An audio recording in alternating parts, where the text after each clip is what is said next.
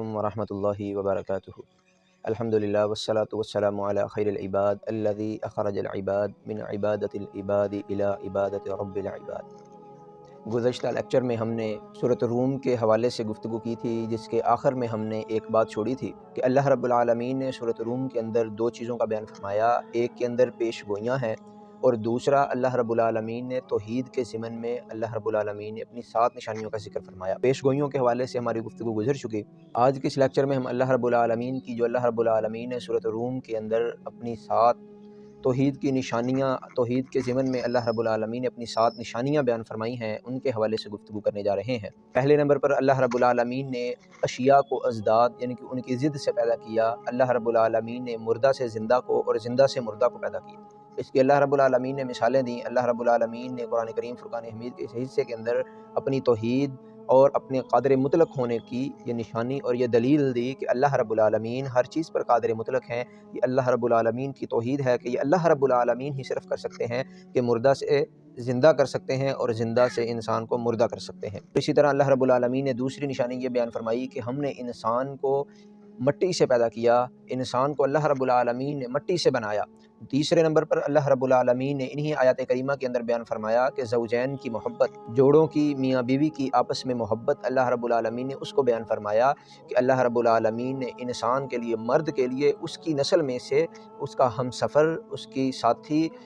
اس کی بیوی، اس کا جوڑا بنایا۔ اگر اللہ رب العالمین وہاں پہ فرماتے ہیں کہ اگر ہم انسان کی ہم سفر، انسان کے لیے جوڑا اس کی نسل میں سے نہ بناتے تو نتیجہ کیا نکلتا؟ اگر وہ جنوں میں سے ہوتا، اگر وہ اس کا جوڑا کسی اور مخلوق میں سے ہوتا، کسی اور چیز میں سے ہوتا تو انسان کے لیے مشکل ہو جاتا، انسان کے اور اس کے جوڑے کے درمیان محبت نہ پیدا ہوتی۔ اسی لیے اللہ رب العالمین فرماتے ہیں کہ ہم نے انسان کی نسل میں سے اس کے لیے جوڑا بنایا تاکہ ان کے درمیان باہمی محبت ہو، پیار ہو، الفت، چاہت ہو، وہ ایک دوسرے کا خیال کرنے والے ہوں، ایک دوسرے سے پیار محبت کرنے والے ہوں، ایک دوسرے کے کام آنے والے ہوں۔ اور اسی طرح اللہ رب العالمین نے چوتھے نمبر پر اللہ رب العالمین نے توحید کے ضمن میں چوتھی نشانی یہ بیان فرمائی کہ کیا لوگوں تم دیکھتے نہیں ہو کہ اللہ رب العالمین نے زمین و آسمان کی پیدائش کس طرح کی؟ اللہ رب العالمین نے انہی آیات کریمہ کے اندر جو سورۃ الروم کی ہیں، اللہ رب العالمین نے ان کے اندر بیان فرمایا کہ لوگوں تم نے نہیں دیکھا کہ ہم نے آسمان کو بنایا بغیر ستونوں کے ہے، چند دنوں کے اندر اس کی پیدائش ہے، ہم نے زمین کو پانی کے اوپر بچھا دیا ہے، زمین ہلتی نہیں ہے، اس کے اوپر ہم نے میخوں کی جگہ پر تاکہ زمین گردش کے اندر نہ آئے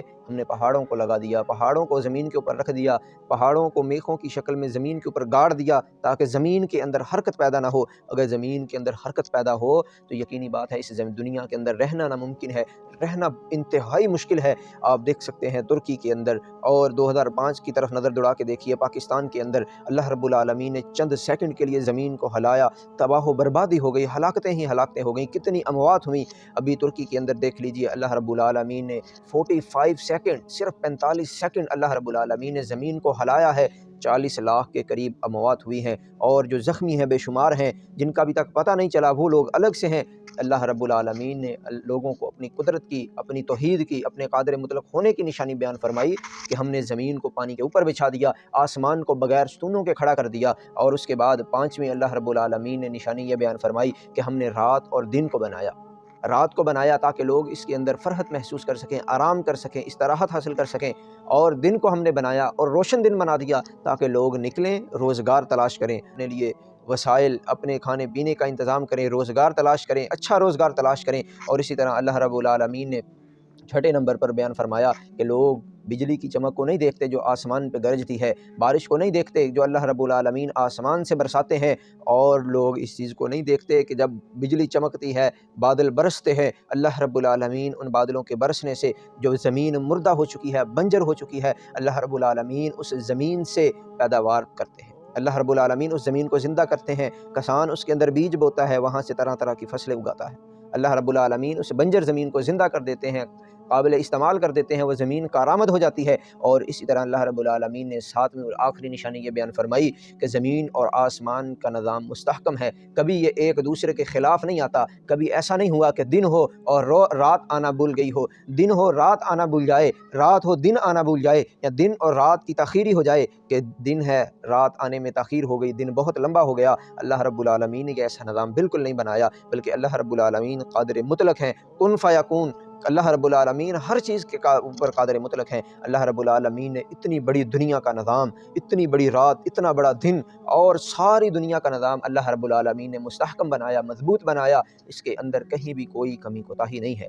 اور یہاں سے ہمیں یہ بات سمجھ آتی ہے کہ ان ساری چیزوں کے پیچھے ایک ہی ذات ہے، وہ اللہ رب العالمین کی ذات ہے۔ اگر دو ذاتیں ہوتی تو ان کے آپس کے جھگڑے کی وجہ سے کبھی ایک کا کہنا ہوتا کہ آج دن ہے، آج رات نہیں آئے گی، دوسرا کہتا نہیں جی آج رات ہے، آج دن نہیں آئے گا، تو ایسے نظام نہ بنتا۔ اللہ رب العالمین واحد ذات ہیں، توحید ہے اس بات کے اندر، اللہ رب العالمین کی توحید کا اقرار ہے اس بات کے اندر کہ اللہ رب العالمین اکیلے ہیں، اس نظام کو چلانے والے ہیں اور اسی کی مرضی کے مطابق یہ نظام چلتا ہے۔ اور انہی آیات کریمہ کے اندر اللہ رب العالمین فرماتے ہیں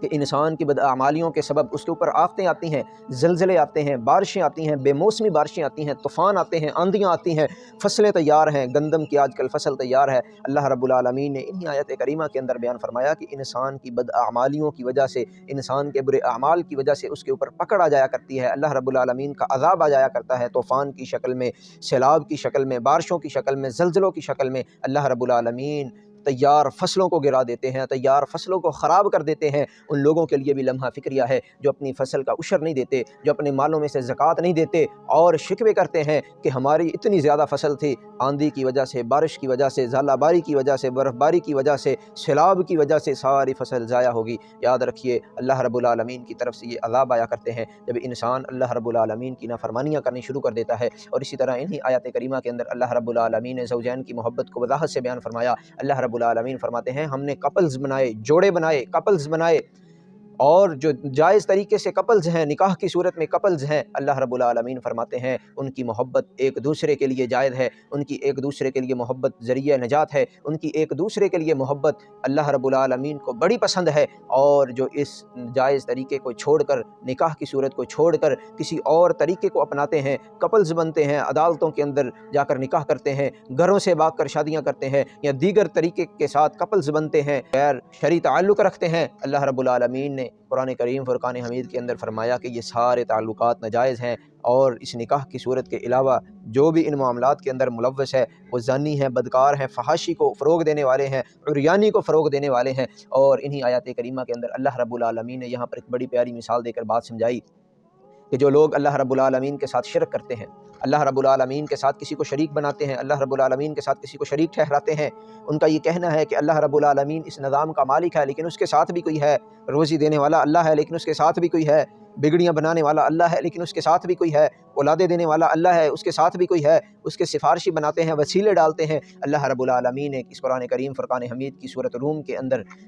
بیان فرمایا کہ دنیا کے رہنے والے لوگ، ایک مالک اپنے غلام کو، اپنے نوکر کو اپنے برابر نہیں بیٹھنے دیتا کہ اس کی کیا حیثیت ہے، اس کی کیا مجال ہے، اس کی کیا اوقات ہے کہ میں مالک ہوں، یہ میرا غلام ہے، یہ میرا نوکر ہے، یہ میرے برابر پہ بیٹھ جائے۔ اللہ رب العالمین کے تو ہم سارے غلام ہیں، اللہ رب العالمین کے تو ہم سارے غلام ہیں، پھر ہم اللہ رب العالمین کے کیسے شریک بنا لیتے ہیں، پھر ہم اللہ رب العالمین کے کیسے برابر ہونے کی کوشش کرتے ہیں؟ آئیے اس معاملے میں غور و فکر کریں، اللہ رب العالمین کے ساتھ کسی کو شریک نہ ٹھہرائیں۔ اور اسی طرح اللہ رب العالمین نے انہی آیات کریمہ کے اندر بیان فرمایا کہ ہر بچہ فطرت اسلام پہ پیدا ہوتا ہے، اس کے والدین اسے مجوسی بنا دیتے ہیں، اسے عیسائی بنا دیتے ہیں، اسے یہودی بنا دیتے ہیں۔ آج ہمارے لیے بھی یہ لمحہ فکریہ ہے، اسی آیات کریمہ سے یہ بھی استدلال کیا جا سکتا ہے کہ اللہ رب العالمین کے اس فرمان کے مطابق جو اللہ رب العالمین نے ان آیات کریمہ کے اندر بیان فرمایا کہ اللہ رب العالمین کی طرف سے ہر بچہ فطرت اسلام پہ پیدا ہوا، اس کے والدین نے اسے مجوسی بنا دیا، اس کے والدین نے اسے یہودی بنا دیا، اس کے والدین نے اسے کافر بنا دیا، ہندو بنا دیا، سکھ بنا دیا، کچھ بھی بنا دیا۔ آج ہمارے لیے لمحہ فکریہ ہے کہ آج مسلمان کے گھر میں پیدا ہونے والا بچہ، کیا وہ مسلمان ہے؟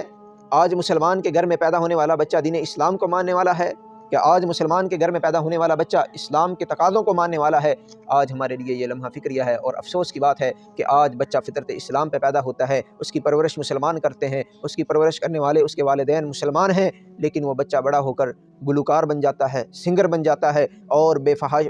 فحاشی کے کاموں میں، بے حیائی کے کاموں میں ملوث ہو جاتا ہے۔ اس کی وجہ کیا ہے کہ آج والدین نے صرف اسی بات کو سمجھا ہے کہ ہمارا بچہ تو فطرت اسلام پہ ہے، اس کی بخشش ہو جائے گی، لیکن یاد رکھیے والدین کے اوپر یہ بھی ذمہ داری عائد ہے کہ اگر بچہ فطرت اسلام پہ پیدا ہوا ہے تو اس کی تربیت بھی فطرت اسلام کی طرح کی جائے، اس کی تربیت بھی اسلام کے مطابق کی جائے، اور اسے اسلام کے مطابق زندگی بسر کرنے کے طریقے اور سلیقے سکھلائے جائیں۔ اور اسی طرح اللہ رب العالمین نے انہی آیات کریمہ کے اندر بیان فرمایا، اور یہ حدیث نبی رحمت صلی اللہ علیہ وسلم کی، اللہ کے پیارے پیغمبر علیہ الصلوۃ والسلام نے فرمایا، انہی آیات کریمہ کے ضمن میں نبی رحمت صلی اللہ علیہ وسلم کی یہ حدیث مفسرین نے لکھی ہے۔ نبی رحمت صلی اللہ علیہ وسلم فرماتے ہیں کہ کسی مسلمان بھائی کی غیر موجودگی میں جو انسان اس کی عزت کا دفاع کرتا ہے، کسی مجلس کے اندر اس کی برائی کی جاتی ہے، اس کی خامیوں کو اچھالا جاتا ہے، وہاں پر بیٹھا ہوا ایک نوجوان، ایک شخص، ایک مسلمان، ایک غیور مسلمان، غیرت مند مسلمان اس کی عزت کا دفاع کرتا ہے، انہیں روکتا ہے، انہیں ٹوکتا ہے، انہیں منع کرتا ہے اور اس کی عزت کا دفاع کرتا ہے، تو آقا علیہ الصلوۃ والسلام نے فرمایا کہ اللہ رب العالمین اسے جہنم سے محفوظ رکھیں گے، جہنم سے نجات کا وعدہ آقا علیہ الصلوۃ والسلام نے کیا۔ کتنا بڑا عمل ہے! آج ہمارے لیے لمحہ فکریہ ہے کہ ہم اپنی مجلسوں کو پاک صاف کر لیں، آج ہم اپنی بیٹھکوں کو پاک صاف کر لیں، غیبت سے، چغلی سے اور ایسی باتوں سے، کسی کے اوپر کیچڑ اچھالنے سے، کسی کے اوپر انگلیاں اٹھانے سے اپنی مجلسوں کو صاف کریں۔ اور اسی طرح اللہ رب العالمین نے انہی آیات کریمہ کے اندر مسلمانوں کے لیے، مومنوں کے لیے اور دیگر لوگوں کے لیے بشارتیں بھی سنائی ہیں۔ اللہ رب العالمین نے نا امیدی کے اندھیروں میں امید سحر کے چراغ جلائے ہیں۔ اللہ رب العالمین فرماتے ہیں کہ اے لوگو، کیا تم نہیں دیکھتے زمینیں بنجر ہو جاتی ہیں، کسان فصل بیجتے ہیں، فصل نہیں اگتی، لیکن اللہ رب العالمین کی طرف سے ہوتا کیا ہے؟ ہوا چلتی ہے، سمندر سے پانی اٹھاتی ہے، بخارات کو اٹھاتی ہے، بادلوں میں لے کے آتی ہے، پھر اللہ رب العالمین فرماتے ہیں ہم ان بادلوں کو ٹکڑے ٹکڑے کر دیتے ہیں، ہوا ان بادلوں کو لے کے چلتی ہے، بنجر زمینوں پر جا کر بادل برستے ہیں، اللہ رب العالمین ان کے برسنے کی وجہ سے ان بنجر زمینوں کو، مردہ زمینوں کو اللہ رب العالمین آباد کر دیتے ہیں، وہاں سے اللہ رب العالمین اناج پیدا کرتے ہیں۔ آج کی ہماری گفتگو کا دوسرا حصہ سورۃ لقمان پر مبنی ہے، اس کی چند آیات کریمہ اور مختصر۔ اللہ رب العالمین نے سورۃ لقمان کے اندر 3 باتوں کا ذکر فرمایا، جس کے اندر اللہ رب العالمین نے سب سے پہلے نمبر پر توحید۔ دیکھیے اللہ رب العالمین نے قرآن کریم فرقان حمید پر قدم قدم پر توحید کی دعوت، اللہ رب العالمین نے ہر آیات پر، ہر سپارے پر، ہر قدم قدم پر اللہ رب العالمین نے توحید اور توحید کا درس دیا، تاکہ لوگ ایک اللہ کو ماننے والے بن جائیں، ایک اللہ کو پکارنے والے بن جائیں، ایک اللہ سے مانگنے والے بن جائیں، ایک اللہ کے سامنے جھکنے والے بن جائیں۔ اللہ رب العالمین نے سورۃ لقمان کے اندر بھی توحید، سب سے پہلے نمبر پر توحید، اور اس کے ضمن میں 4 دلائل اللہ رب العالمین نے بیان فرمائے کہ جن کے ساتھ اللہ رب العالمین لوگوں سے اقرار کروانا چاہتے ہیں کہ کیا اب بھی تم نہیں مانتے کہ اللہ رب العالمین ایک ہے، وہ سب کچھ کر سکتا ہے، قادر مطلق ہے۔ اور دوسرے نمبر پر حضرت لقمان علیہ السلام کا اپنے بیٹے کو 5 وصیتیں کرنا، اللہ رب العالمین نے ان کو بھی قرآن کریم فرقان حمید کے اندر بیان فرمایا۔ تیسرے نمبر پر توحید کے ضمن میں بتایا کہ 5 چیزیں ایسی ہیں جن کا علم صرف اللہ رب العالمین کے پاس ہے۔ آج ہم صرف پہلے حصے پہ گفتگو کریں گے کہ توحید کی 4 دلیلیں، 4 نصوص توحید پر جو اللہ رب العالمین نے قرآن کریم فرقان حمید کی سورۃ لقمان کے اندر بیان فرمائی۔ 4 دلائل اللہ رب العالمین نے جو سورۃ لقمان کے اندر بیان فرمائے، ان کے اندر اللہ رب العالمین نے پہلے نمبر پر بیان فرمایا کہ اے لوگو، بغیر ستونوں کے آسمان کو دیکھو۔ اللہ رب العالمین قادر مطلق ہیں، ان اللہ علی کل شیء قدیر ہیں، اس اللہ کے سامنے جھکنے والے بن جاؤ۔ جو اللہ رب العالمین اتنے بڑے آسمان کو بغیر ستونوں کے کھڑا کر سکتا ہے، تو وہ کیا تمہاری مصیبتوں کو، پریشانیوں کو دور نہیں کر سکتا؟ تمہارے لیے آسانی کے راستے نہیں نکال سکتا؟ تمہاری پریشانیوں کو دور نہیں کر سکتا؟ مصیبتوں کو تم سے دور نہیں کر سکتا؟ آؤ ایک اللہ کے در پہ آ جاؤ۔ دوسرے نمبر پر اللہ رب العالمین فرماتے ہیں کہ ہم نے مضبوط و محکم پہاڑ بنائے اس زمین کے اوپر، جس کی تفصیل میں نے پہلے بھی بیان کی کہ یہ زمین گردش میں نہ آئے۔ اگر یہ زمین گردش میں آئے گی تو اس کے اوپر رہنا ناممکن ہے، اس کے اوپر زندگی بسر کرنا ناممکن ہے۔ اللہ رب العالمین نے اسی وجہ سے کتنے بڑے بڑے پہاڑ اس زمین کے اوپر گاڑ دیے۔ اور اللہ رب العالمین، اللہ اکبر، اللہ سب سے بڑا ہے۔ اللہ رب العالمین پہاڑوں کو اس زمین کے اوپر گاڑ کر ہمیں یہ بتلانا اور سکھلانا چاہتے ہیں کہ دیکھو کتنا بڑا آسمان ہے، دیکھو کتنی بڑی زمین ہے، کتنا زیادہ پانی ہے اس کے اوپر زمین کو بچھایا ہے، اور اس کے ساتھ کتنے کتنے بڑے پہاڑ ہیں، اور اس ذات کی طرف تو دیکھو جس نے یہ سارا نظام کیا ہے، وہ کتنی بڑی ذات ہوگی۔ اور اس کے ساتھ اللہ رب العالمین نے تیسری بات اللہ رب العالمین نے یہاں پہ یہ بیان فرمائی کہ اے لوگو، اس زمین کے اوپر رینگنے والے مویشی اور حشرات، ان کو نہیں دیکھتے کہ اللہ رب العالمین نے اس دنیا کے اوپر کتنے حشرات کو پیدا فرمایا؟ اللہ رب العالمین نے کتنے مویشی بنائے، اللہ رب العالمین نے مویشی پیدا کیے، کیا تم ان کو نہیں دیکھتے؟ فصلوں کی طرف جا کے دیکھیں، اللہ رب العالمین نے کتنے مویشی، کتنے چھوٹے چھوٹے کیڑے مکوڑے اللہ رب العالمین نے بنائے۔ آپ اندازہ کیجئے کہ اللہ رب العالمین نے انہیں بھی کسی کی خوراک بنایا ہے، وہ بھی کسی سے خوراک لیتے ہیں، اور وہ بھی کسی کی خوراک بنتے ہیں۔ اللہ رب العالمین انہیں بھی خوراک دیتے ہیں، اور یہاں پہ یہ درس اور سبق سمجھانا چاہا کہ رزق کے پیچھے نہ بھاگو، اللہ رب العالمین نے تم سے وعدہ کر رکھا ہے وہ تمہیں ملے گا، لیکن اس کے لیے شرط یہ ہے کہ ایک اللہ کے بن کے رہ جاؤ، ایک اللہ کے بن کے ہو جاؤ۔ اور اسی طرح اللہ رب العالمین نے چوتھے نمبر پر برسنے والی بارش کا اللہ رب العالمین نے ذکر فرمایا کہ تم برسنے والی بارش کو نہیں دیکھتے کہ وہ بنجر زمینوں کو آباد کر دیتی ہے۔ اور اسی طرح اللہ رب العالمین نے سورۃ لقمان کی انہی آیات کریمہ کے اندر